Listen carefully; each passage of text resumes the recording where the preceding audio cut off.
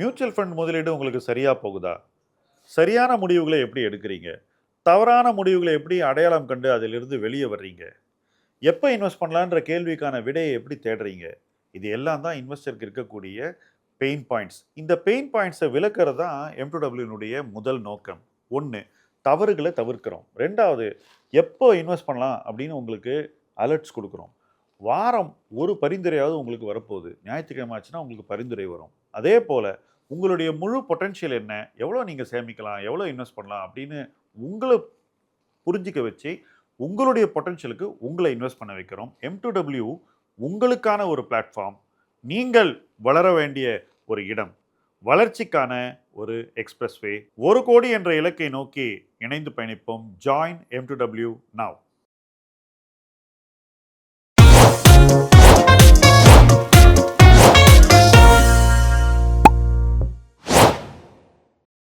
Welcome to பேசலாம் personal finance the PPF show.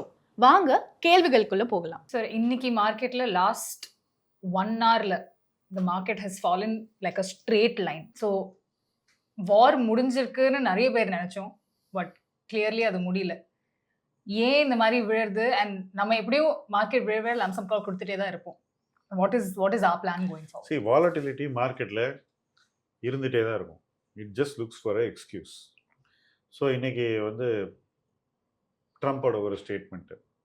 Trump 2 நாள் கழிச்சு ரிவர்ஸ் பண்ணுவார். பல நேரங்களில் நீ பார்த்துருப்ப, ஃப்ரைடே அன்னைக்கு ஒரு ஸ்டேட்மெண்ட் கொடுப்பாரு. மார்க்கெட் முடிஞ்ச அப்புறம் யூஎஸ் மார்க்கெட்டில் ரியாக்ட் பண்ணோம். மண்டே மார்னிங் நம்ம திறக்கிறதுக்குள்ளே அவர் அந்த ஸ்டேட்மெண்ட்டை ரிவர்ஸ் பண்ணியிருப்பார். ஸோ இந்த இன்ட்ரீம் பீரியடில் யூஎஸ் மார்க்கெட் தான் ஏறி இறங்கியிருக்கும், இல்லை இறங்கி ஏறி இருக்கும், ஏதோ ஒன்று நடக்கும். ஐ திங்க் இதெல்லாம் யூஎஸ் மார்க்கெட்டில் அவங்க ஒரு ரீசனோடு செய்கிற விஷயங்கள் அப்படின்னு நான் நினைக்கிறேன். ஓகே, ஏன்னா ட்ரம்ப்பே யூஎஸ் மார்க்கெட்டில் ட்ரேட் பண்ணுறாரு ஆக்டிவாக, பர்சனலாக. அவருடைய ப்ரொப்ரேட்டரி போர்ட்ஃபோலியோன்னு ஒன்று இருக்குது. அதில் இன்டெல் மாதிரி ஸ்டாக்ஸ் வாங்கியிருக்காரு, வாங்கி விற்றுருக்காரு. ஸோ இதெல்லாம் நடந்துக்கிட்டே தான் இருக்குது. அப்படி இருக்கும்போது இந்த ஸ்டேட்மெண்ட்ஸுக்கும் நீங்கள் அந்த அளவு தான் வெயிட்டேஜ் கொடுக்கணும். ஏன்னா அவ்வளோ குயிக்காக அவங்க நிலைப்பாடை மாற்றிக்கிறாங்க. ஸோ ஒரு ஸ்டாண்ட் எடுத்துகிட்டு அந்த ஸ்டாண்டை டக்குன்னு மாற்றுறதுங்கிறது சர்வசாதாரணமாக ட்ரம்ப் செய்யக்கூடிய ஒரு விஷயமா இருக்குது. ஸோ என்னை பொறுத்த வரைக்கும் அப்படி ஒரு ஸ்டேட்மெண்ட் மார்க்கெட் ரியாக்ட் பண்ணும்போது அதை நான் எப்படி யூஸ் பண்ணிக்கலாம் அப்படின்னு தான் நான் திங்க் பண்ணுவேன். ஏன்னா அதுக்கு ஃபியூ ஹவர்ஸ் முன்னாடி வரைக்கும் நம்ம வாங்கணும்னு நினைச்ச ஸ்டாக் இறங்கவே இறங்காது, ரைட்? அப்போ அந்த மாதிரி ஒரு சுச்சுவேஷனில் இந்த மாதிரி ஒரு நியூஸ் ஒரு ட்வீட் டக்குன்னு இறங்கிச்சுன்னா ஒரு 2-3% சீப்பாக கிடைச்சா நம்ம செய்ய வேண்டிய வேலையை பண்ணணும். அந்த ஸ்டாக்கை ஒரு லிமிடெட் எக்ஸ்டென்ட்டுக்கு வாங்கி வச்சுக்கணும். இந்த மாதிரி நிறைய ஸ்டாக்ஸில் இன்வெஸ்ட்மெண்ட் ஆக்ஷன்ஸ் பண்ண வேண்டியிருக்கு.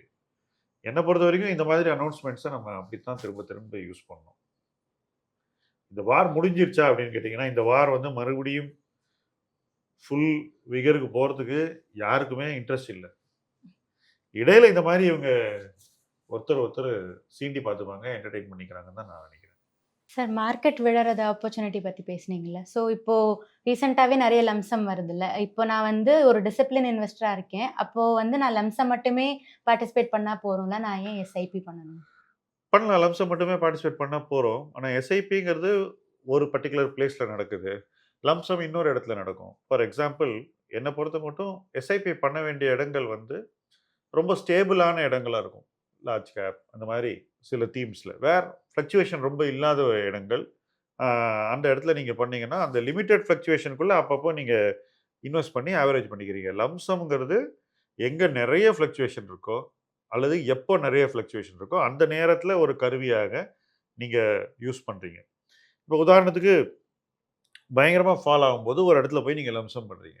அந்த இடம் மறுபடியும் மார்க்கெட் ஏறும்போது வேகமாக ஏறணும். ஸோ ரெண்டுமே இம்பார்ட்டண்ட். பட் லம்சம் மட்டுமே பண்ணலாமான்னா பண்ணலாம், அது உங்களுடைய கம்ஃபர்ட். என்னை பொறுத்த வரைக்கும் ரெண்டும் பண்ணணுங்கிறது தான் என்னோட view.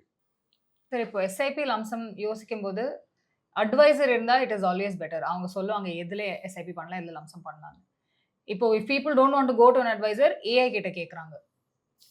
How can we judge if that's the right advice? See, ஜென்ரலாக AI relies on past data. It has no intelligence of its own. So past டேட்டாவை பார்த்து எடுத்து கொடுக்குறது. இது ஏஐங்கிறது என்ன பண்ணுது, எந்த ஃபண்டை வாங்கலான்னு அது போய் நீங்கள் சொல்கிற ப்ளூம்பர்கு, வேல்யூ ரிசர்ச், மார்னிங் ஸ்டார் அதெல்லாம் போய் ஸ்கிராப் பண்ணி அப்புறம் ஒரு அசஸ்மெண்ட்டை கொண்டு வந்து கொடுக்குது. அது வாசிச்சுட்டு வந்து இதை பண்ணுங்க அப்படின்னு சொல்லுது. ரைட்? கிட்டத்தட்ட ஒரு அட்வைசரும் அதே தான் பண்ணுவாங்கன்னு நீங்கள் நினைக்கலாம். தட் இஸ் பாஸ் பர்ஃபார்மன்ஸை வச்சு ஆலோசனை வழங்கக்கூடிய அட்வைசர்ஸ். ஓகே, எனக்கு பாஸ் பர்ஃபார்மன்ஸை வச்சு ஆலோசனை வழங்குறதுல இவ்வளவு கூட நம்பிக்கை கிடையாது. ரியர் வியூ மிரர் பார்த்து வண்டியை ஹைவேல ஓட்ட முடியாது, அதை மட்டும் பார்த்து. ரைட்? நீங்கள் you have to look through the glass and see what is in front of you.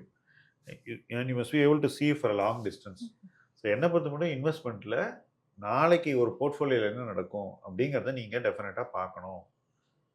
எனக்கு நீங்கள் எந்த போர்ட்ஃபோலியோ கொடுத்தாலும் 10 ஃபண்டு கொடுத்தீங்கன்னா, பிளைண்ட் டெஸ்ட் பண்ணிங்கன்னா, நான் அதில் ஒரு ஃபண்டை பிக் பண்ணேன், இல்லை 2 ஃபண்டை பிக் பண்ணேன், பாக்கி 8 வேணாம்னு சொல்லிடுவேன். நீங்கள் எனக்கு பாசிட்டிவ் ரேட்டாகவே கொடுக்க தேவையில்லை. I don't need it. எனக்கு ஃபண்டு போர்ட்ஃபோலியோ வேணும், அதுக்கு நான் மெட்ரிக்ஸை போட்டு நான் உங்களுக்கு சொல்லுவேன். ஸோ அது ஒரு வகையான இன்வெஸ்ட்மெண்ட். ஓகே, நான் அதை தான் பண்ணிகிட்டு இருக்கேன் ரொம்ப நாளாகவே. ஏன்னா போர்ட்ஃபோலியோ அனலிட்டிக்ஸில் எனக்கு இருக்கிற எக்ஸ்பர்டீஸை நான் வந்து மியூச்சுவல் ஃபண்டில் யூஸ் பண்ணுறேன். That's what I do. Okay, so AI doesn't use portfolio analytics expertise. It has not yet been tutored. Maybe நம்மளே டியூட்டர் பண்ணால் கூட அது பண்ணுமா இருக்கும். பட் அப்போ கூட அதில் ஒரு குவாலிட்டேட்டிவ் ஆங்கிள் இருக்குன்றதான் என்னுடைய ஒப்பீனியன். டெஃபினட்டாக இருக்கும். நான் நிறைய ஏஐ ரிசர்ச் ரிப்போர்ட்லாம் படிச்சிருக்கேன் கம்பெனியை பற்றி. ரொம்ப என்ன சொல்கிறது, எப்படி நம்ம ஃபோட்டோ எடுத்தால் நம்ம ஃபோட்டோவை மாற்றி கொடுக்குதில்ல, ரொம்ப சானிடைஸ்டாக. அந்த ரிப்போர்ட்டும் வந்து it is just a sanitised version of that process. அது பார்க்க அழகாக இருக்குது, ரொம்ப ப்ரெசன்டேஷன் ரொம்ப நல்லா இருக்கு. பட் ஷார்ப்பாக இருக்கான்னா இல்லைன்னு தான் நான் சொல்லுவேன். ஏன்னா heavy reliance on the past. That is the reason. So AI கிட்ட அட்வைஸ் வாங்கிக்கலாமா? வாங்கிக்கலாம், ஒன்றும் தப்பு இல்லை. என்னை பொறுத்த வரைக்கும் I still believe in intelligent investing. Graham காலத்துலேருந்து இருக்குது, அது இன்றைக்கும் இருக்குது, நாளைக்கும் இருக்குன்னு தான் நான் நினைக்கிறேன். எல்லா வேலையும் ஏஐ பண்ணிடும்னு சொல்கிறதுலாம் இட்ஸ் பிட் கிரியேட்டிவ், ரொம்ப ஓவர் இமேஜினேட்டிவ். அண்டு சி, இது ஏன் ஏஐ கிட்ட போகணும்னு நினைக்கிறோம்? தன் சொந்த புத்தியை மதிக்காமல் என்ன ஒரு விஷயத்தை போய் கேட்டு தெரிஞ்சுக்கணும்னு ஏன் நினைக்கிறோம்? அது ஷார்ட் கட்னு நினைக்கிறோம். பட் ஒரு ஷார்ட்கட்டுக்கு என்ன ஒரு கேப்பபிலிட்டி இருக்குமோ அந்த கேப்பபிலிட்டி தான் அதுக்கு இருக்கும்னு நான் நினைக்கிறேன். நான் பார்த்த வரைக்கும் அப்படி தான் இருக்குது. மியூச்சுவல் ஃபண்ட் நிறைய அனாலிசிஸ் ஏஐலேருந்து நான் பார்த்துருக்கேன். Largely superfluous. எங்கே ஏஐ யூஸ்ஃபுல்லாக இருக்குன்னா கொஞ்சம் ஃபினான்ஷியல் பிளானிங் பண்ணுறதுக்கு, அந்த மாதிரி விஷயங்களுக்கெல்லாம் it is okay. But analytics and you know understanding the future of a portfolio, AI is yet to show the same capacity. நான் பார்த்த வரைக்கும் சொல்கிறேன். சார், இப்போ ஏஐன்னு நம்ம பேசும்போது திடீர்னு நம்ம புதுசாக இப்போ ஐடி பற்றி ஒரு பாசிட்டிவ் நோட் நம்ம கொடுத்துருக்கோம். பட் நம்ம பார்க்கும்போது ஈவன் அதர் ஏஎம்சிஸோ அதர் இன்வெஸ்டர்ஸோ இன்னுமே சோஷியல் மீடியாவில் வந்து ஐடி பற்றி ஒரு நெகட்டிவ் ஒப்பீனியனில் தான் இருக்காங்க. இந்த 1 month டைம் பீரியடில் நமக்கு அப்படி என்ன மாறுச்சு ஐடியில்? See, from extreme pessimism on the future of IT, slowly IT companies are telling நாங்கள் என்ன பண்ணுவோம் அப்படின்னு. உதாரணத்துக்கு ஆக்சென்ச்சர் ஒரு விஷயம் சொல்கிறாங்க, நாங்கள் மாடலை வந்து ரீஇன்வென்ட் பண்ண போகிறோம். டிசிஎஸ் ஒரு விஷயம் சொல்கிறாங்க, பெர்சிஸ்டன்ட் ஒரு விஷயம் சொல்கிறாங்க, ஹெச்சிஎல் ஒரு விஷயம் சொல்கிறாங்க, இன்ஃபோசிஸ் ஒரு விஷயம் சொல்கிறாங்க. இப்படி ஒவ்வொருத்தர் ஒரு ஸ்ட்ராட்டஜியை சொல்லும்போது, நான் ஒரு கம்பெனி அக்வயர் பண்ண போகிறேன்னு ஒருத்தர் சொல்கிறான், இல்லை நாங்களே ஒரு மாடல் பில்ட் பண்ண போகிறோன்னு சொல்கிறாங்க. இப்படி ஒவ்வொருத்தர் ஒன்று சொல்லும்போது, இல்லை பிஸ்னஸ் மாடலை மாற்ற போகிறோன்னு சொல்கிறாங்க. என்ன தெளிவாக தெரியுதுனாக்கா, அவங்க ரெஸ்பாண்ட் பண்ண ஆரம்பிச்சிட்டாங்க கம்பெனிஸ் அப்படின்னு தெரியுது. ஏற்கனவே அவங்களுக்கு இன்கம் ப்ராஃபிட் எல்லாம் இருக்கு, ஒன்றும் இல்லாமல் இல்லை. வருங்கால வளர்ச்சிக்கு என்ன செய்யணுமோ அதை அவங்களால செய்ய முடியுமான்னு ஒரு சந்தேகம் மார்க்கெட்ல இருந்தது. அந்த சந்தேகத்தினால மார்க்கெட் வந்து ஐடி ஸ்டாக்கை போட்டு நொறுக்கிடுச்சு. ஓகே, நொறுக்கி இன்னைக்கு எல்லாம் ஃப்ளோரில் இருக்கு. ஃப்ளோரில் இருக்கும்போது நான் பிக்கப் பண்ண மாட்டேன்னு சொல்றது வந்து என்னை பொறுத்த வரைக்கும் அவ்வளோ ஸ்மார்ட் இல்லை. ஓகே, இப்போ இந்த வீடியோ வர்றதுக்குள்ள டிசிஎஸ் உடைய ரிசல்ட் வந்திருக்கும், அதை பார்த்துருப்பாங்க பீப்புள். அதுக்கும் மார்க்கெட் ரியாக்ட் பண்ணியிருக்கோம். பாசிட்டிவ் ஆர் நெகட்டிவ் ஆக்சுவலி என்னை பொறுத்த வரைக்கும் இட் ஹார்ட்லி மேட்டர்ஸ்.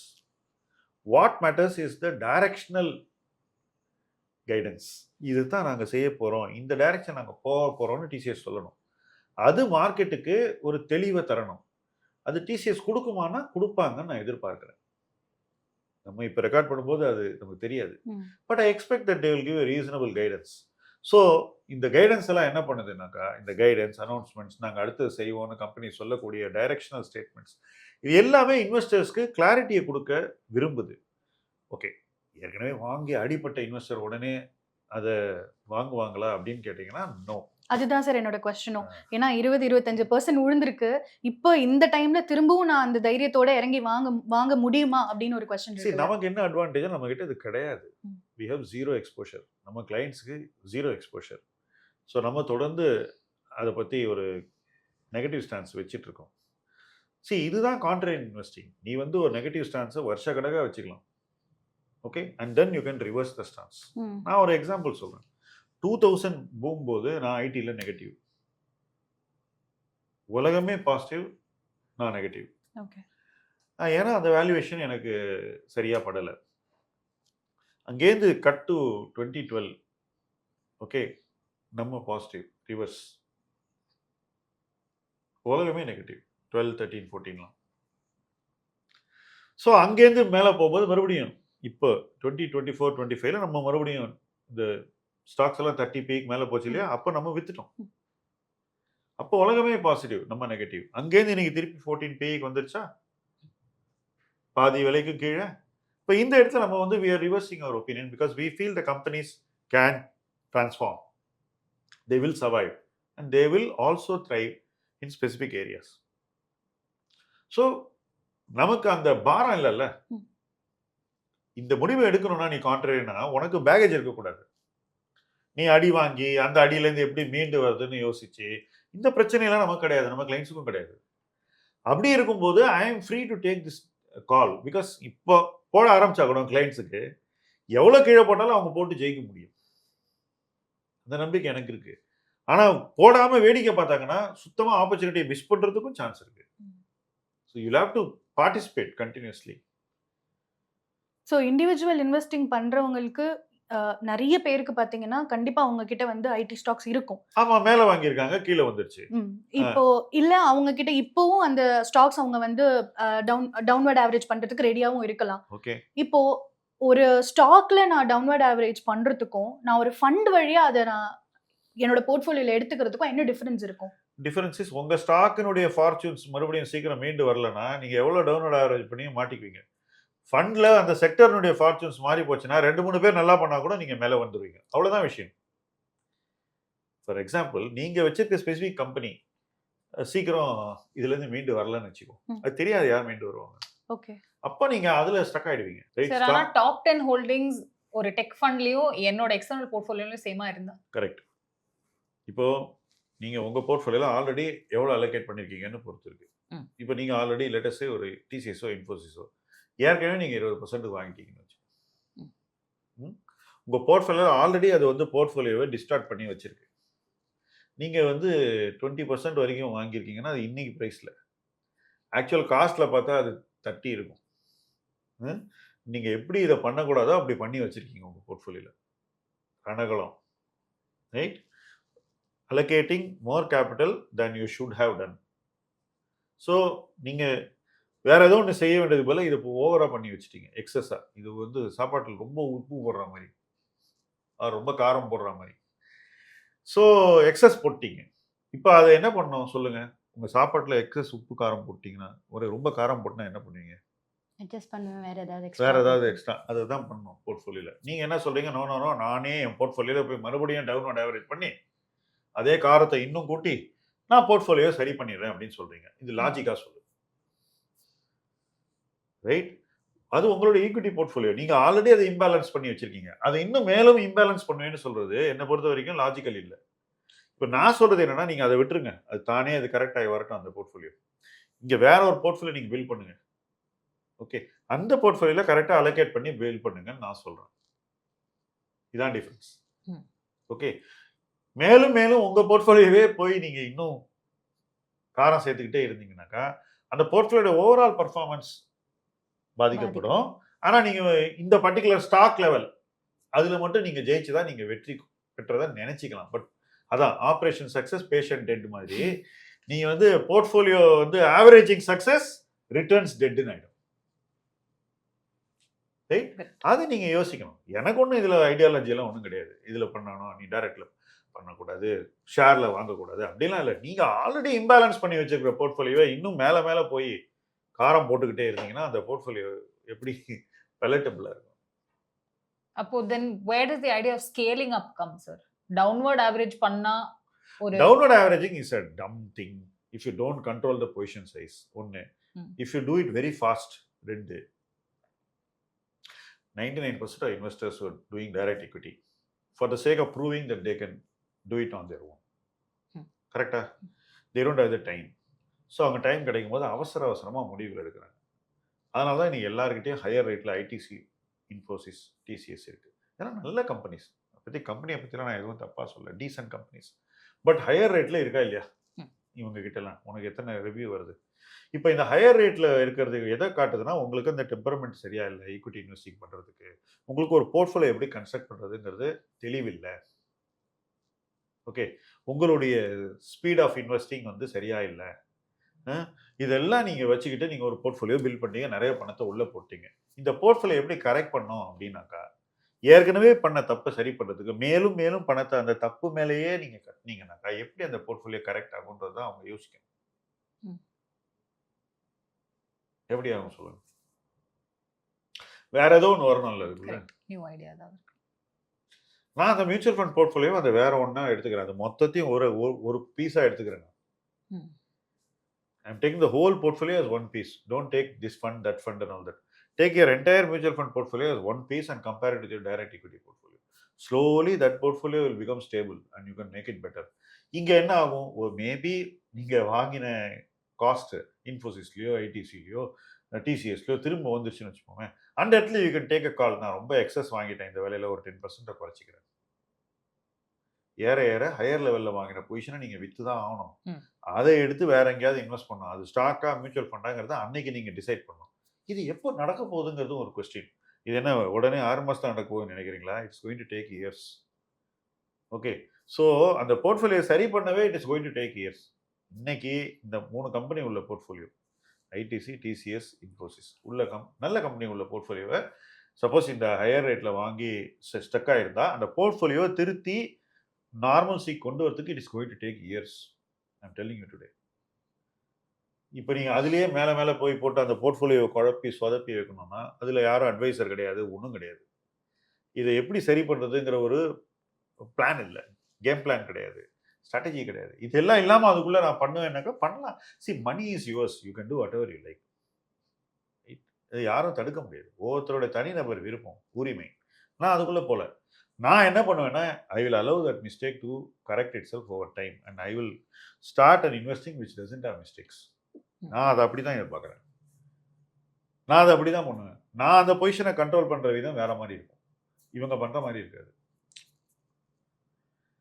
அதுக்கு தான் நான் கிளீன் ஸ்லேட்டை வச்சுருக்கேன். ஐடி எல்லாத்தையும் விற்று கிளீன் ஸ்லேட்டில் வைக்கிறதுக்கு ரீசன் என்ன? அதுதான் ரீசன்.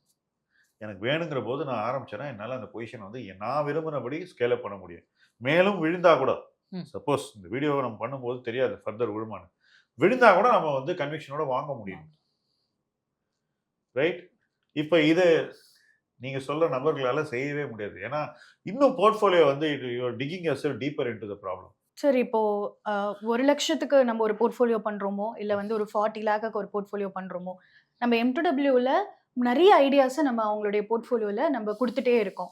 இப்போ எனக்கு ஃபர்தரா நான் வந்து என்னால ஒரு அளவுக்கு தான் என்னால லம்சம் பண்ண முடியுது என்னோட கேஷ் ஃப்ளோனால. ஃபார் எக்ஸாம்பிள், இப்போ என்கிட்ட ஒரு 25,000 என்னால லம்சம் பண்ண முடியும்னு எடுத்துப்போம்.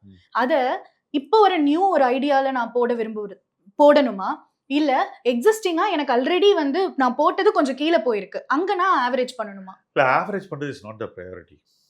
இல்ல, இப்போ நான் ஃபர்தரா இப்போ விழுந்தாலும் என்னால அடுத்து ஒரு 25,000 கொடுக்க முடியாதுல்ல இந்த ஃபண்ட்ல. சரி, 5,000 கொடுக்க முடியும்ல. why do you worry about only a big sums of money? என்ன பொறுத்த மட்டும் சம் ஆஃப் மணி முக்கியம் இல்லை, கண்டினியூஸாக பார்ட்டிசிபேட் பண்ணுறது தான் முக்கியம். நான் என்ன சொல்கிறேன், சண்டே உனக்கு ஒரு கால் வருது இல்லை, நீ ஒரு 5,000 போட, ஒன்றும் இல்லைனா கூட 5,000 போட முடியாமல் யாரும் இல்லைம்மா. 25 போட்டால் தான் அது ஒரு கணிசமான அமௌண்ட்னு people have a psychological feeling. பணம் இல்லாதவன் இருக்கிற பணத்தை போடலாம். நான் தண்ணி கூட அதே தான் உன்ட்ட சொன்னேன் லாஸ்ட் டைமும். நான் ஒரு 1,000 rupees போட்டு என்ன அப்புறம் என்ன கேட்டல, அதே தான் point. I keep sticking to that point. See, continuous participation, ஒரு பொசிஷனையும் ஸ்ட்ரெங்தன் பண்ணிக்கிட்டே இருக்கும். ரைட்? ஏற்கனவே நீ வாங்கின பொசிஷன் வீக்காக இருக்கா, அதை ஸ்ட்ரெங்தன் பண்ணுறதுக்கு ஒரு சான்ஸ் வரும். அதுக்காக புது பொசிஷனை விட்டுறாத. ஸோ 25,000 இருக்கா, ஸ்டார்ட் த நியூ பொசிஷன். பழைய பொசிஷனுக்கு கொஞ்சம் பணம் போடுங்க, திரும்ப வரும் இல்லை அடுத்த வாரம், அதுக்கு அடுத்த வாரம். அப்போ என்ன பண்ணுவோம் நம்ம இந்த மாதிரி ஒரு சுச்சுவேஷன் தான். என்னோட எக்ஸ்பீரியன்ஸ் நான் ரொம்ப சின்ன இன்வெஸ்டராக இருந்தபோது இப்படியாவது அந்த ஒரு 5,000 எங்க ஏதாவது will try to collect and create it, will earn it, something will do and create that 5,000 and then put it in that place.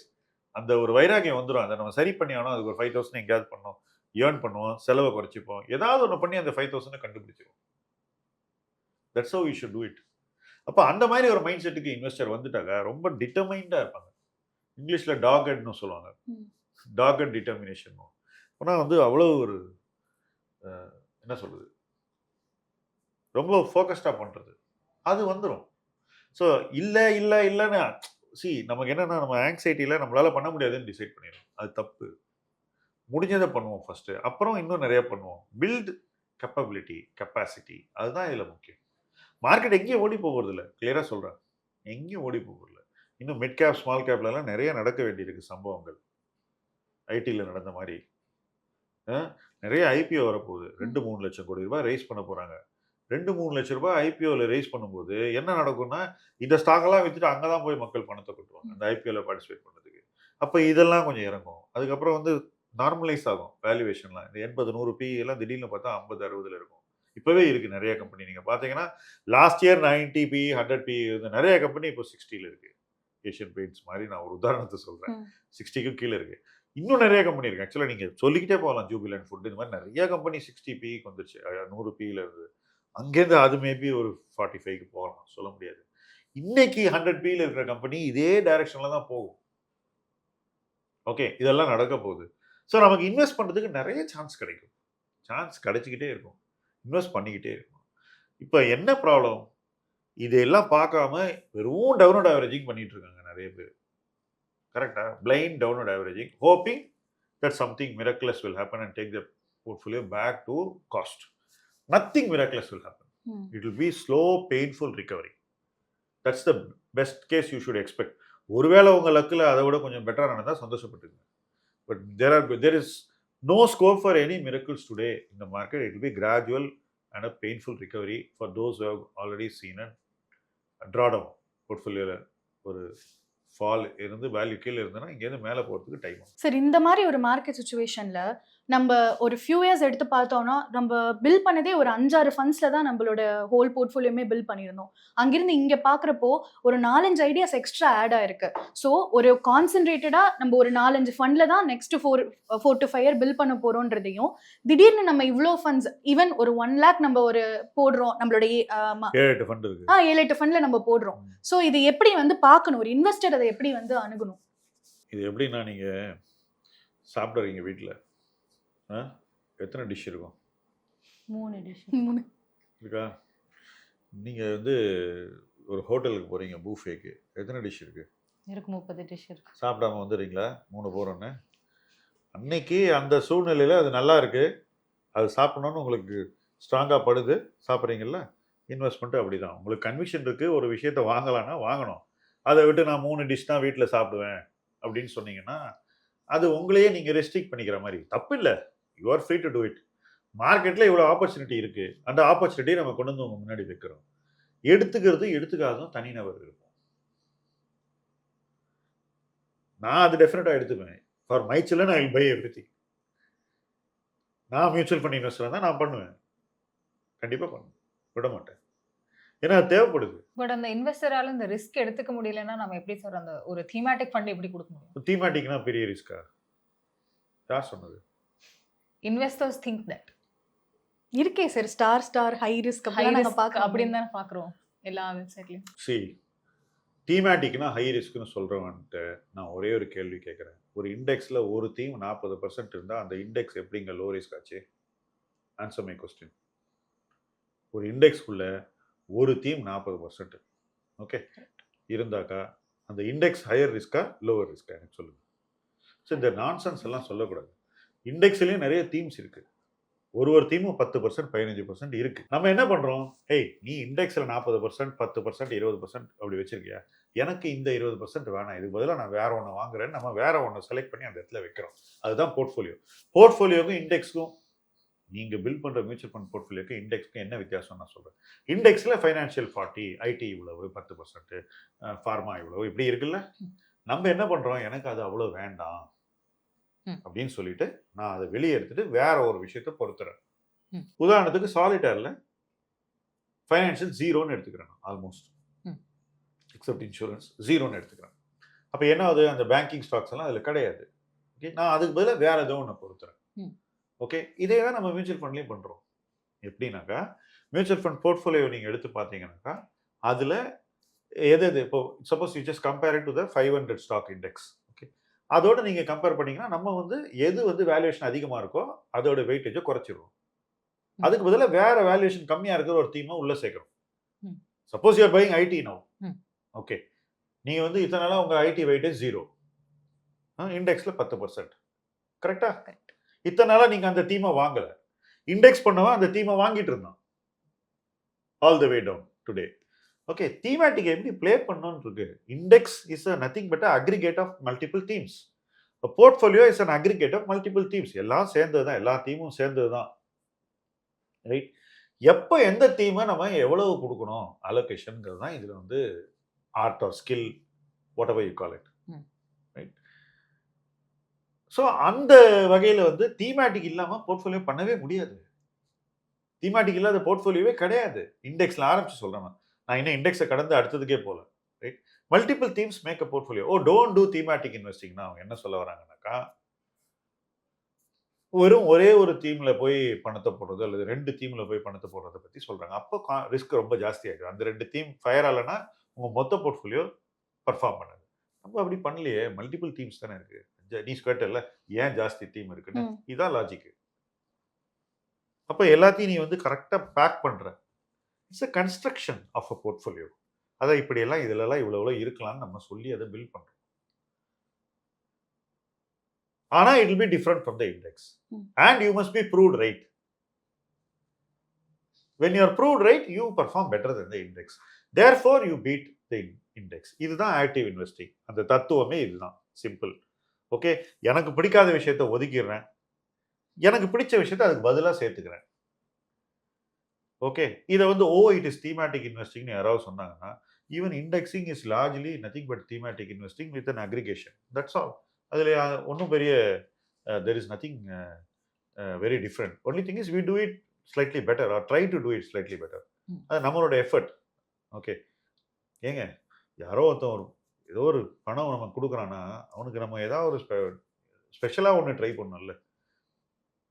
Unfortunately or fortunately people like us cannot say, வாப்பா உனக்கு நான் transaction கொடுக்கறதுக்கு friction இல்லாத ஒரு platform கொடுக்குறேன், அதுக்கு நீ ஒவ்வொரு வாட்டி டிரான்சாக்ட் பண்ணுறதுக்கு காசு கொடுன்னு சொன்னால் யாரும் வரமாட்டான். அது வேற இடம். Okay, where people pay for transaction, here people pay for quality of incidental advice. Okay, people pay for the guidance which they can use to make better decisions. அதுதான் நம்ம கொடுக்கணும். அது கூட இது கூட நம்ம பண்ணலன்னா எப்படி? இது இல்லை அது இல்லைண்ணே. என்ன பிரச்சனை, நீ இந்த சொல்கிற ஆட்கள்லாம் தீமேட்டிக் இஸ் ரிஸ்கின்னு, அவன் அந்த ஃப்ரிக்ஷன் இல்லாத இன்வெஸ்ட் பண்ணுற பிளாட்ஃபார்ம்ஸ் இருக்குல்ல, அவங்க வந்து அவங்கள ஒரு மாதிரி பிரெயின் வாஷ் பண்ணி கண்டிஷன் பண்ணி வச்சிருக்காங்க. இப்படி தான் பண்ணணும், இதுக்கு மேலே அது பண்ணக்கூடாது அப்படின்றது. It's like telling you beyond 3 pairs of clothes you should not have or 4 pairs of clothes. Right? Who will listen? But they listen sometimes.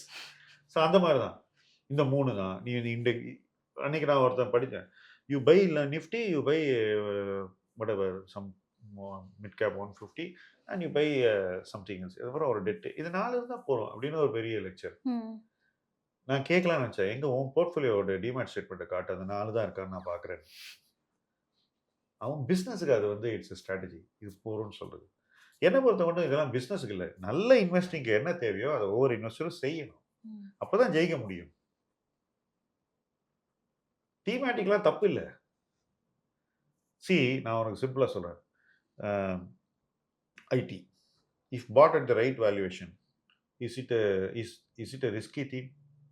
No. FMCG, if bought at low valuation, is it a risky theme? No.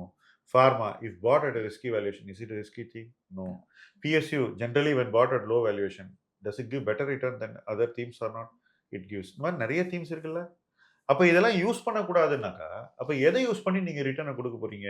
Higher, costlier, highly valued தீம்ஸை மட்டும்தான் வாங்க போறீங்களா? அப்போ வந்து நீங்கள் என்ன பண்ணுறீங்கன்னாக்கா நீங்கள் வந்து high ப்ரைஸில் ஒரு விஷயத்தை வாங்கிட்டு உங்களோட ஒரு கிரேட்டர் ஃபூல் உங்கள்கிட்ட வந்து வாங்கிப்பான் அப்படின்னு நீங்கள் நம்புறீங்க. என்னை பொறுத்தவரை அதெல்லாம் ஒர்க் அவுட் ஆகாது. அதுக்கு நீங்கள் ஒழுங்காக கீழே வரும்போது வாங்குறது தான் பெட்டர். சார் அப்புறம் டெட் மேனேஜ்மெண்ட் அப்படின்னு இருக்கு. ஸோ இப்போ நான் 5 லட்ச ரூபாய் எனக்கு ஒரு கடன் இருக்கு அப்படின்னா, நான் என்னோட எஸ்ஐபி லம்சம் எல்லாம் நான் நிறுத்திட்டு நான் கடனை முதல்ல கிளியர் பண்ணிட்டு அதுக்கப்புறம் நான் ஸ்டார்ட் பண்ணலாமா? ஏன் நான் வந்து அதையும் பண்ணி இதையும் பண்ணி ஏன் பண்ணணும்? அதுதானே முதல்ல முடியணும் எனக்கு. இப்போ நான் வெயிட் குறைக்கணும், சாப்பாடை நிறுத்திட்டு வெயிட் குறைச்சப்பறம் சாப்பிட ஆரம்பிக்கலாமான்னு கேட்குற மாதிரி இருக்குது. என்ன என்ன லாஜிக்கலா அளவா பண்ணணும். நான் சாப்பாட்டை கம்மி பண்ணிக்கலாம். நீ போயிஷ்டம். நான் என்னை பற்றி மட்டும் சொல்கிறேன். சி அதான் see you should invest, you should also pay down your debt. ரெண்டும் பண்ணணும். அளவாக இன்வெஸ்ட் பண்ணுங்க, நல்ல வகையில் உங்கள் டெட்டை குறைச்சிக்கிட்டே வாங்க. ஒரு குறிப்பிட்ட டைம் ஃப்ரேம் வச்சுக்கோங்க டெட்டை அடைக்கிறதுக்கு. அதுக்குள்ளே நீங்கள் அடைச்சி முடிச்சிருங்க. அதுதான் பண்ணோம். நான் டெட்டை அடைச்சப்பறம் நான் இன்வெஸ்ட் பண்ண ஆரம்பிக்கிறேன்னா அப்போ காம்பவுண்டிங் லைஃப்ல வரத்துக்கே அதை அடைக்கிற வரைக்கும் வெயிட் பண்ணணும். ஏற்கனவே இங்கே கடன் வாங்கினதே தப்பு, ரைட்? கடன் வாங்கி செலவு பண்ணிருக்கீங்க, ஏதோ ஒன்று பண்ணிருக்கீங்க, செய்யக்கூடாத ஒரு விஷயத்துக்கு கடன் வாங்கியிருக்கீங்க. அப்படி இருக்கிறச்சே அந்த கடனால் இன்வெஸ்ட் பண்ண தவறக்கூடாது. ஒரு ஒரு சின்ன விஷயம் சொல்கிறேன்.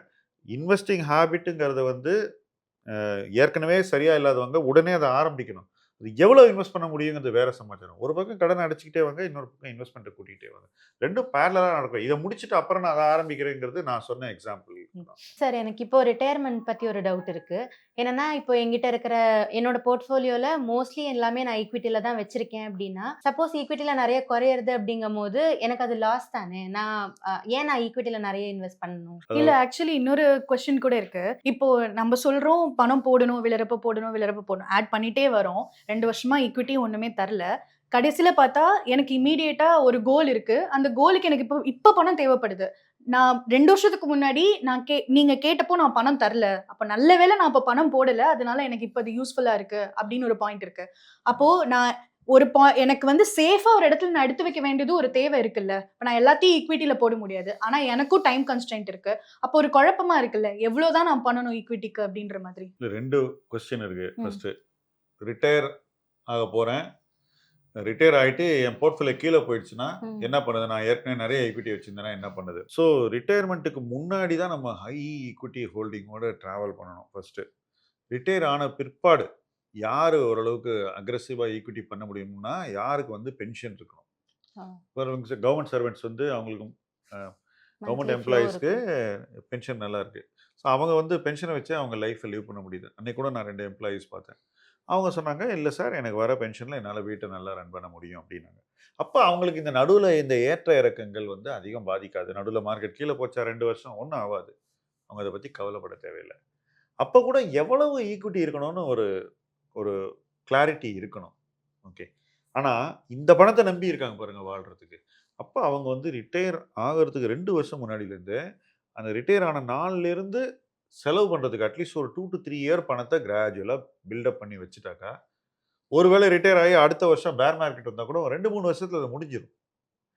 ஓகே. ஸோ அந்த பணத்தை அவங்க முன்னாடியே தனியாக எடுத்து வச்சிடணும். அது அவங்களுக்கு சம்பளம் மாதிரி ஹவுஸ் எக்ஸ்பென்ஸுக்கான பணத்தை மட்டும் கொடுக்கணும் மாதம் மாதம். லிவிங் எக்ஸ்பென்சஸ் அது வந்து கரெக்டாக சம்பளம் மாதிரி வரணும் 1ஆம் தேதி ஆச்சுன்னா. அப்போ மைண்டு பீஸ்ஃபுல்லாக இருக்கும். 3 வருஷத்துக்கு கவலை இல்லைன்னு. இப்போ டெய்லி மார்க்கெட் என்ன ஆகுது அப்படிங்கிறத பற்றியெல்லாம் நீங்கள் கவலைப்பட வேணாம். அண்டு எவ்வளவு நீங்கள் பணத்தை வந்து ஈக்விட்டியில் வைக்க போகிறீங்கன்னு ஒரு சீலிங் இருக்கணும். 100ல் எவ்வளவு? ஜென்ரலாக எனிவேர் பிட்வீன் 65 and 80 இருக்கலாம். Even for retirees depending on the context. இப்போ சப்போஸ் அந்த பணத்தை நம்பி தான் வாழ போகிறவனுக்கு 65-70 அவ்வளோதான் இருக்கலாம். இல்லை எனக்கு பென்ஷன்லாம் இருக்குது, இது சும்மா என்னுடைய பசங்களுக்கு நான் வச்சுட்டு போக போகிற பணம்னா 80 வரைக்கும் கூட போகலாம். அதே மாதிரி பசங்க ரொம்ப சக்ஸஸ்ஃபுல்லாக இருக்காங்க, அவங்களால மாதம் பணம் அனுப்ப முடியும், ஃபாரின்ல இருக்காங்க, அந்த மாதிரி இருக்கிறவங்களுக்கும் இந்த பிரச்சனையெல்லாம் கிடையாது. ஸோ ஒவ்வொருத்தருடைய சூழ்நிலைக்கு ஏற்ற மாதிரி தான் நம்ம இதை ஜட்ஜ் பண்ணவே ஒழிய எல்லாருக்கும் ஒரே ரூல் இல்லை. You cannot stitch shirts in the same size for everybody இந்த விஷயத்தில். ஓகே, நீ கேட்டது திரும்பி ஒரு தடவை ரிப்பீட் பண்ணி எனக்கு. சார் இப்போ கொஸ்டின் என்னன்னா, நான் வந்து 2 வருஷமா நிறைய லம்சம் போட்டுட்டே வரேன். எப்பெல்லாம் கேட்குறீங்களோ அப்பெல்லாம் நான் குடுத்துட்டே வரேன். என் கேஷ் ஃப்ளோ மொத்தமும் நான் இன்வெஸ்ட் பண்றேன். வேறஸ் இன்னொரு சைடுல எனக்கு அந்த 2 வருஷத்துல ஏதோ ஒரு விஷயத்துக்காக பணம் தேவைப்படுதுனாலும் நான் மார்க்கெட்ல இருந்து வெளியில எடுக்கலாம்னா, போட்ட பணமே ஆல்ரெடி கீழ தான் இருக்கு. ஸோ நான் எல்லாத்தையுமே இங்க இன்வெஸ்ட் பண்றதுல எனக்கு என்ன பிரயோஜனம் இருக்கு? இமிடியேட்டா எனக்கு ஒரு விஷயம் இருந்தா என்னால எடுத்துக்க ஸோ முடியல. Very good question. அந்த மாதிரி தேவைகளுக்கு ஒரு ஃபண்டு கார்பஸ் ஒருத்தர் கிரியேட் பண்ணி வச்சுக்கிறது தான் பெட்டரா? திரும்ப திரும்ப சொல்றேன். அதையும் எடுத்து தானே நாங்க இப்போ இன்வெஸ்ட் பண்ணோம். மார்க்கெட் திருப்பி ரீபில் பண்ணுங்க. திருப்பி வரும்ல பணம். வேற ஏதாவது ஒன்று சக்ஸஸ் ஆச்சுன்னா அதை எடுத்து அங்கே ரீபில் பண்ணிக்கலாம். என்ன சக்ஸஸே இல்லாமல் இருக்க போகுது அப்படிலாம் இல்லைல்ல. இப்போ வேற ஒரு இடத்துல சக்ஸஸ் வரும்ல. பணம் இருக்கும் பீப்புள்கிட்ட. நீ நினைக்கிற மாதிரி இல்லை. They do have money. IT பீப்புள்கிட்டலாம் பணமே இல்ல சார். வேலையே இருக்கான்னு தெரியல. அதான் ஒன்றும் ஆகாது. சும்மா ஏதாவது டோன்ட் பி பெசிமிஸ்டிக். என்னை பொறுத்த மட்டும் ID people will be fine. நிறைய கொஞ்சம் லைஃப் சேஞ்சஸ் நிறைய வரும், டிரான்ஸ்ஃபர்மேஷன் வரும். பட் நம்ம கூட அப்படி தானே இருக்கு. திடீர்னு ஏதாவது ஒரு புது ப்ராடக்ட் வருது, இல்லை யாரோ ஒரு காம்படிட்டர் வரான், ஒருத்தர் இப்படி பண்ணுறான், அவன் அப்படி பண்ணுறான், நம்மளை மாற்றிக்கிறோம்ல. ஒன்றுமே இல்லை. M2W ஆரம்பிச்ச அன்னைக்கு எப்படி ப்ராசஸ் வந்து இன்னைக்கு எப்படி இருக்கு 2 இயர்ஸில் எவ்வளோ நம்ம வேலை பண்ண வேண்டியிருக்கு. அந்த மாதிரி தான் தொடர்ந்து ஒர்க் பண்ணிட்டே தான் இருக்கணும். எல்லாம் வேட்டு கீப் ஆன் இம்ப்ரூவிங். அதில் வந்து எதுவும் இல்லை. I don't think there's any risk to, அதாவது ஐடியே அப்படியே அழிஞ்சு போயிடும்லாம் நிறைய பேர் பேசுகிறாங்க. ஐ am not in that school. மாற்றங்கள் நிறைய வரும். இல்ல அது ஐடில இருக்கிறவங்களே அந்த ஒரு ஐடியாவோட தானே சார் இருக்காங்க. ஏன்னா இப்ப டெக்க பத்தி நம்ம பேசும்போது கூட நான் ஒரு உதாரணம் சொல்றேன். நம்ம கிளையண்ட் ஒருத்தர் என்னை ஃபர்ஸ்ட் மீட் பண்றாரு. மீட் பண்ணும்போது அவர் ஃப்ரெண்டு 2 பேருமே ஒரே கம்பெனியில் இருந்தாங்க. ஐடி தான். 2 பேருமே ஒரு விஷயம் தான் சொன்னாங்க. சார் ஜாப் எல்லாம் நிச்சயம் இல்லை சார் அப்படின்னா. 2வது அவர் வந்து ஒரு வட இந்தியர். அவர் வந்து உட்காந்துட்டு சார் எனக்கு வேலை போயிடும் சார், போனா நான் என்ன பண்ணேன், நான் வந்து ரொம்ப ஸ்ட்ரெஸ் ஆயிட்டார் பேசும்போது. நான் சொன்னேன், நீங்கள் வந்து இதை பற்றியெல்லாம் டெய்லி கவலைப்பட்டீங்கன்னாக்கா உங்களுக்கு இட்ஸ் நாட் கரெக்ட். உங்கள் ஹெல்த்து எல்லாமே ஸ்பாயில் ஆகிடும். ஓகே, ஒருவேளை இந்த நிகழ்வு நடக்குதுன்னே வச்சுப்போம் சார். உங்களுக்கு ஜாப் வந்து போகுதுன்னே வச்சுப்போம். உங்களுக்கு வந்து ஒரு 6 மாதத்துக்கு 1 வருஷத்துக்கு பணம் இருக்குல்ல ரன் பண்ணுறதுக்கு, வீட்டை ஹவுஸ் எக்ஸ்பென்ஸ் இருக்குது சார், விடுங்க. என்னை பொறுத்தவரையும் உங்களால் டெஃபினட்டாக 3 மந்த்ஸில் ஒரு வேலை கண்டுபிடிக்க முடியும். மேபி இந்த சேலரி எவ்வளோ ஒரு 10% 15% கம்மியாக இருக்கலாம். அதுக்கப்புறம் திருப்பி நீங்கள் நல்லா ஒர்க் பண்ணிங்கன்னா அந்த திருப்பி அது ரீஅட்ஜஸ்ட் ஆகிடும். 1 இயர் போகலாம், நமக்கு 2 இயர்ஸ் போகலாம். பட் உங்களுக்கு வேலை இல்லாமல் நீங்கள் இருக்க வாய்ப்பு இல்லை. அவன் ஃப்ரெண்டுக்கிட்ட கூட சொன்னேன், ஏங்க இவர் என்ன இங்கே போச்சுன்னா இன்னொரு இடத்துல அவரை கூப்பிட மாட்டாங்களா? இல்லை வரும் சார், கொஞ்சம் கஷ்டம், பட் பார்த்துக்கலாம் அப்படின்னு. கரெக்டாக நாங்கள் மீட் பண்ணி 1 மாதத்தில் அவர் வேலை போச்சு. ஓகே. அன்றைக்கி ஈவினிங் எனக்கு மெசேஜ் பண்ணுறாரு வாட்ஸ்அப்பில், சார் என்னோடய வேலை போயிடுச்சு அப்படின்னு. நான் சொன்னேன், இதை பற்றி நீங்கள் கவலைப்படாதீங்க, யூ கீப் ட்ரையிங். உங்கள்கிட்ட தான் பணம் இருக்குல்ல வீடு ரன் பண்ணுறதுக்கு, நீங்கள் யூ கீப் ட்ரையிங், டெஃபினட்டாக உங்களுக்கு இன்னொரு வேலை கிடைச்சிடும் அப்படின்னு. கரெக்டாக அந்த நாள்லேருந்து 30வது நாள் அவர் வேலை எனக்கு மறுபடியும் மெசேஜ் பண்ணுறாரு, sir I got a job அப்படின்னு. So something will keep happening in people's life which is good. நம்ம வந்து டெய்லி எல்லாம் போயிடும், எல்லாம் காலி, புஸ்ஸு டஸ்ஸுலாம் பேசக்கூடாது அடுத்தவங்களோட லைஃப்பை பற்றி. ஃபஸ்ட்டு அவங்களும் அந்த மாதிரி நினைக்கக்கூடாது. ஓகே, கிரைசிஸ் வரும் லைஃப்பில், வந்தால் அதை நம்ம ஃபேஸ் பண்ணி தான் ஆகணும். அதுலேருந்து நம்ம வந்து we have to come out stronger. Okay, என்னை பொறுத்த வரைக்கும் இன்றைக்கி ஐடியில் இருக்கக்கூடிய 90% of the people will come out stronger. அந்த 10% ஆஃப் பீப்புள் என்ன சார் ஆவாங்கன்னாக்கா, அவங்களுக்கு இன்னும் கொஞ்சம் டைம் ஆகும், நிறைய அடாப்ட் பண்ண வேண்டியிருக்கும், அவங்களால கூட வர முடியும். அப்படியே எல்லாம் முடிஞ்சு போச்சுன்ற மாதிரி யாரும் இல்லை. சில பேர் வந்து அவங்க கெரியரை முடித்த மைண்ட் செட்லேயே இருப்பாங்க. எல்லாம் முடிஞ்சிடுச்சு, இனிமேல் நான் எதுக்கு வேலை பண்ணணும், போதுமான பணம் இருக்குது, ஏன் இந்த ஸ்ட்ரெஸ் எடுக்கணும். அவங்க வந்து அவங்களே முடிவு பண்ணிக்கிறாங்க எனக்கு கெரியர் போதும்னு. ஓகே, அவங்க வந்து maybe they will choose to take it easy and enjoy life. இதெல்லாம் பர்சனல் சாய்ஸஸ். இதை வந்து நான் ஜென்ரலைஸ் பண்ணி ரொம்ப டஃப் ஆகிடும், எல்லாரும் காலி ஆகிடுவாங்கன்னா நம்ம திங்கே பண்ணக்கூடாதுன்றது தான் என்னோட view point. It is a industry in transformation. It will come out stronger after the transformation. நீங்கள் அந்த டிரான்ஸ்ஃபர்மேஷனில் பார்ட்டிசிபேட் பண்ணி நீங்களும் யூ ஷுட் கம் அவுட் ஸ்ட்ராங்கருங்கிறது தான் இன்றைக்கி ஐடி எம்ப்ளாயீஸ்க்கு இருக்கக்கூடிய ஒரு situation. But it is not only for IT employees. ஒரு இன்வெஸ்டராக எனக்கு every year is transformation. Okay, அந்த மாதிரி உங்களுக்கும் கரியரில் டிரான்ஸ்ஃபர்மேஷன் இருந்துகிட்டே தான் இருக்கும். So it's a way of life today. இது வந்து it's normal, it's a new normal. Okay, and I am sure people will be successful. அதில் வந்து எனக்கு டவுட்டே கிடையாது. ஸோ சம்பளம் உயராதுன்றது அதெல்லாம் இல்லை. நீங்கள் நல்லா பண்ணால் சம்பளம் மறுபடியும் உயரும். சி, கோவிட் முடிஞ்சு 2 வருஷம் கழிச்சு நிறைய பேருக்கு டபுள் சேலரியில் வேலை கிடைச்சிது ஐடியில். அப்படியே பேப்பரை போட்டுட்டு பெரிய கம்பெனி, அதுலேருந்து சின்ன சின்ன ஸ்டார்ட் அப்புக்கு போனாங்க. இன்றைக்கி அந்த சின்ன ஸ்டார்ட் அப்பில் அந்த ஹை சேலரியிலேருந்து அவங்களுக்கு சில பேருக்கு வேலை போகுது. கரெக்டாக இல்லையா? அந்த ஜம்ப்லேருந்து they are losing something. Correct? They will bridge it back. Even otherwise it's not a big loss. You compare with what it was in 22 and see the salary today, it's definitely higher still. நிறைய பேருக்கு base is higher. Entry level சேலரியில் there's a problem in IT. அது I think entry level job ஸ்கில்லிங்கே மாறிடும். அது நிறைய transformation அங்கே தான் ரொம்ப ஜாஸ்தி இருக்குன்னு நினைக்கிறேன். பட் அங்கேயும் young people are very bright, so they will come out stronger தான் நான் நினைக்கிறேன். I am not so cynical of pessimist. பேசலாம் பர்சனல் ஃபினான்ஸ் த பிபிஎஃப் ஷோவோட இந்த எபிசோட் உங்களுக்கு பிடிச்சிருக்கும்னு நம்புகிறோம். உங்களுக்கு ஏதாவது கொஸ்டின்ஸ் இருக்குனாலும் மறக்காமல் கமெண்ட் செக்ஷனில் போடுங்க. இன்னொரு பிபிஎஃப் ஷோவில் உங்களை நாங்கள் சந்திக்கிறோம். நன்றி.